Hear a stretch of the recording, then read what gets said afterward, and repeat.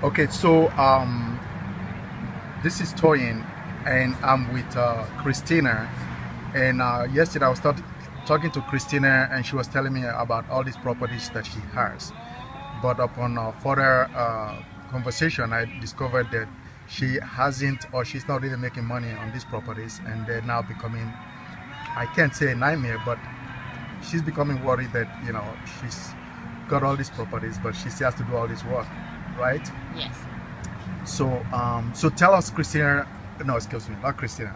I'm with Nellie. Cut, but we're gonna continue. Okay, Nellie. So you gotta speak up a little bit. So tell us about your properties. When you bought them, how many you have, and stuff like that. I bought my first property. Well, I bought my very first house when I was 20, and I've sold in between, and I've bought. Currently, my inventory. I bought my first rental in 2002, and I bought it. It was a VA repo, and I bought it for $70,000. I currently owe $34,000, and it's always been rented. But it has a swimming pool, and the tenant is not cleaning it, and so I have code enforcement sending me that letters of violation, and she has a water bill of $500, but she does pay the rent on time, and she is Section 8, but it feels more like a nightmare than a blessing right now because of these stresses I have to deal with. I have a duplex in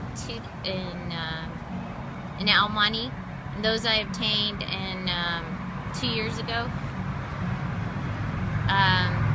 And then I have my primary residence. Oh, and I also have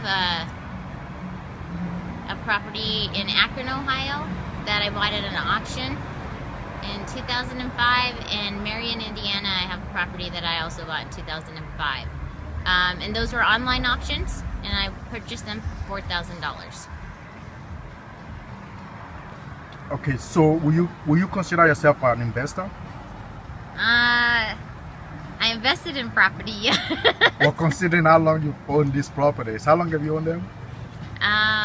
Well, some of them is more than 10 years, and so have you made any real money? No.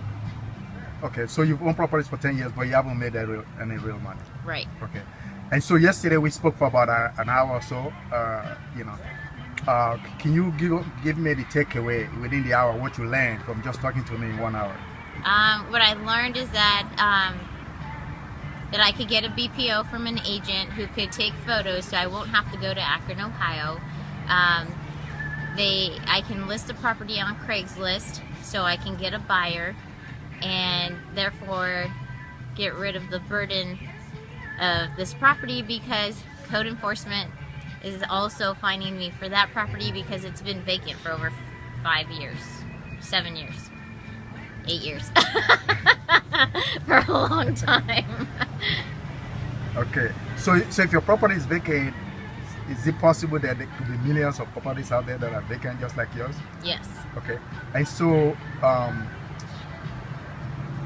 given what you know now, right, it's in terms of the future, will you invest differently?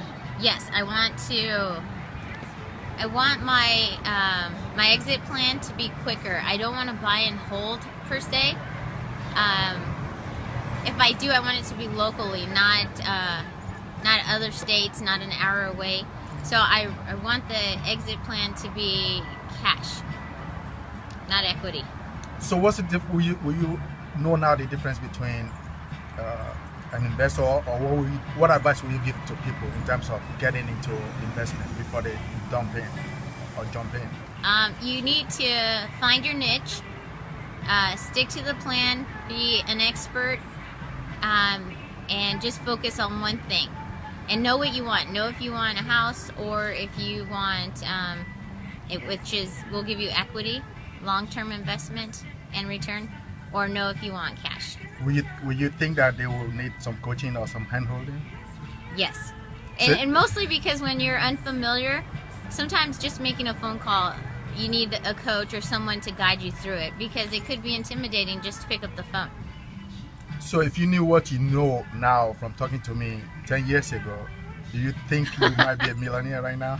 I think that I wouldn't have some of the headaches that I have, definitely. Okay. All right, so that's it. It's one thing to want to do something, but it's another thing to actually have the expertise to do it, or Right. have somebody guide you.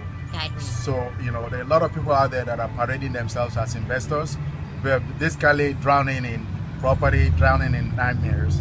And so that's one of the things we're trying to teach, so that when you get in, you know exactly what to do, you know your entry, and you know your exit plan. All right, Nellie. Okay, thank you.